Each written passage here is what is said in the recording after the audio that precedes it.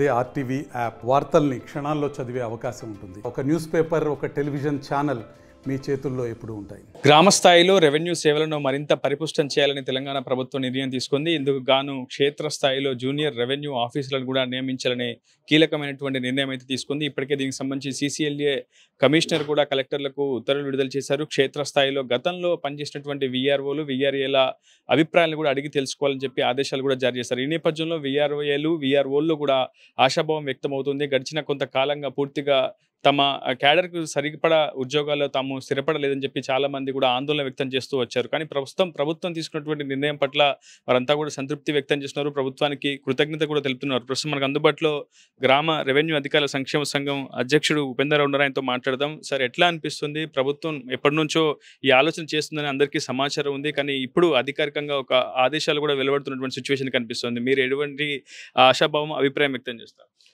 ముందుగా ఈ తెలంగాణ ప్రజాప్రభుత్వం ముఖ్యమంత్రి రేవంత్ రెడ్డి గారికి, రెవెన్యూ శాఖ మంత్రి పొంగులేటి శ్రీనివాసరెడ్డి గారికి, ఉప ముఖ్యమంత్రి బట్టి విక్రమార్క గారికి, అగ్రికల్చర్ మినిస్టర్ తుమ్మల నాగేశ్వర గారికి, అందరు అమాత్యులకు, ఈ రాష్ట్రంలో ఉన్న శాసనసభ్యులందరికీ, శాసనమండలి సభ్యులందరికీ, మా తెలంగాణ గ్రామ రెవెన్యూ అధికారుల సంక్షేమ సంఘం రాష్ట్ర కమిటీ పక్షాన కృతజ్ఞతలు తెలియజేస్తూ ఉన్నాం. గత ప్రభుత్వం ఏదైతే కేసీఆర్ ప్రభుత్వం తీసుకున్న దుందుడుకుడు చర్య, అనాలోచిత చర్య, అశాస్త్రీయమైన విధానాల వల్ల ఈరోజు రాష్ట్రంలో ఉన్న 5,139 మంది VROలే కాక 22,000 మంది VRAలు చాలా దుర్భరమైన పరిస్థితి అనుభవిస్తున్న పరిస్థితి.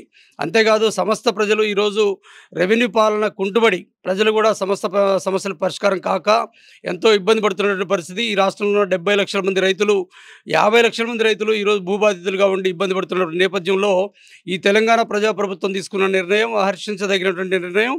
ఈ నిర్ణయం ప్రకారం భారతదేశంలో ఉన్నటువంటి ఈ 18 రాష్ట్రాల్లో ఉన్నటువంటి భూ సమస్యల 6 చట్టాలని స్టడీ చేసి ఒక మేలుమైన విధానాన్ని ఈరోజు భూభారతి రూపంలో తీసుకురావడం జరిగింది. అందులో భాగంగా గ్రామస్థాయి రెవెన్యూ వ్యవస్థను బలోపేతం చేసే క్రమంలో మమ్మల్ని అందరూ తిరిగి ఆప్షన్ పద్ధతిలో తీసుకోవాలనే నిర్ణయం హర్షించదగిన పరిణామంగా మేము భావిస్తూ ఉన్నాం. అంటే భూభారతి చట్టం ఇప్పటికి అసెంబ్లీలో ఆమోదం పొందింది.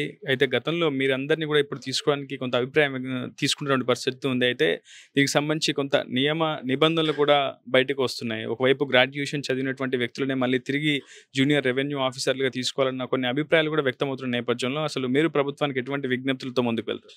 మేము గత 2 దశాబ్దాలకు పైగా ఈ గ్రామాల్లో రెవెన్యూ వ్యవస్థలో రెవెన్యూ డ్యూటీస్ నిర్వహిస్తూ ఉన్నాం.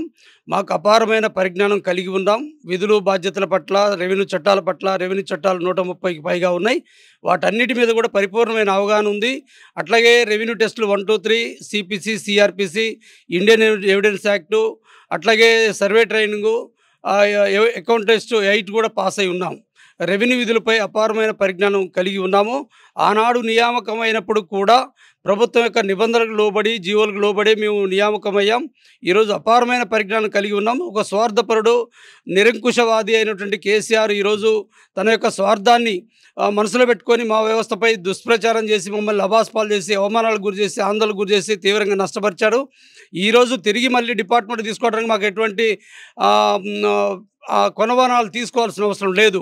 మాకున్న అనుభవమే మాకున్నటువంటి రాహిత్యం కాబట్టి మేము ఆ అనుభవాన్ని పరిగణలో తీసుకొని తప్పకుండా మమ్మల్ని అందరూ తీసుకోవాలని చెప్పి విజ్ఞప్తి చేస్తూ ఉన్నాం. అంటే కొంతమందిని సర్వేయర్లు కూడా తీసుకోవడానికి కూడా ప్రభుత్వం ఆలోచన చేస్తుంది. సో అంత సిద్ధంగా ఉన్నారా? ఎంతమంది VROలు మళ్ళీ తిరిగి ఆ VRO పొజిషన్లకు రావడానికి సంతృప్తి వ్యక్తం చేస్తున్నారు? ప్రధానంగా తెలంగాణ రాష్ట్ర ప్రభుత్వంలో తెలంగాణ ప్రజలు చారెడ్ భూమి కంటే, తన ప్రాణం కంటే చారెడ్ భూమికి ఎక్కువ విలువిస్తున్నారు. ఈ రాష్ట్రంలో 70 సంవత్సరాలకు ముందు జరిగినటువంటి భూ సర్వే తప్ప అప్పటి వరకు మళ్ళీ ఇప్పటివరకు చేయలేదు.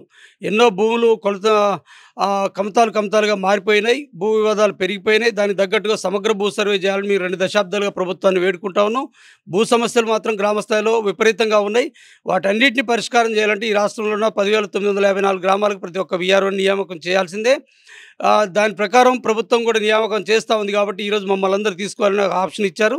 దాని ప్రకారం మేము ఆప్షన్లు ఇస్తూ ఉన్నాం. ప్రభుత్వానికి ఒకటే విజ్ఞప్తి చేస్తా ఉన్నాం, మాకున్న అనుభవాన్ని పరిగణలో తీసుకోవాలి. అట్లాగే సమగ్ర భూ సర్వే చేసి గ్రామస్థాయిలో సస్యామలంగా ఉండేదిగా, భూ సమస్యల పరిష్కారం లేని గ్రామాలుగా తీర్చిదిద్దడానికి కృషి చేయాల్సిందిగా విజ్ఞప్తి చేస్తా ఉన్నాం. మొత్తంగా తమ అనుభవాన్ని పరిగణలోకి తీసుకోవాలని కోరుతున్నారు. పూర్వపు విఆర్ఓలంతా కూడా ప్రస్తుతం జూనియర్ రెవెన్యూ ఆఫీసర్ల స్థానంలో వాళ్ళంతా కూడా మళ్ళీ తిరిగి నియామకం అయితే చేపట్టబోతుంది ప్రభుత్వం కూడా. అయితే పూర్తిగా తమ సమగ్ర భూ సర్వే లాంటి అనేక అంశాలపై కూడా ప్రభుత్వం దృష్టి సారించి భూ సమస్యల పరిష్కారం కోసం క్షేత్రస్థాయిలో రెవెన్యూ సేవలను నాణ్యంగా అందించేందుకు పూర్తి స్థాయిలో ప్రభుత్వం కూడా కంకణబద్ధంగా పనిచేయాలని ప్రస్తుతం ప్రభుత్వం తీసుకున్న నిర్ణయంపై వారంతా కూడా హర్షం వ్యక్తం చేసినటువంటి సిచ్యువేషన్ ఉంది. ఇది రిపోర్టర్ ఉదయ్, RTV ఖమ్మం నుంచి. మరిన్ని వీడియోస్ కోసం ఛానల్ ని సబ్స్క్రైబ్ చేయండి. లేటెస్ట్ అప్డేట్స్ కోసం వాట్సాప్ ఛానల్ ని ఫాలో అవ్వండి. ఆ లింక్ డిస్క్రిప్షన్ లో ఉంది.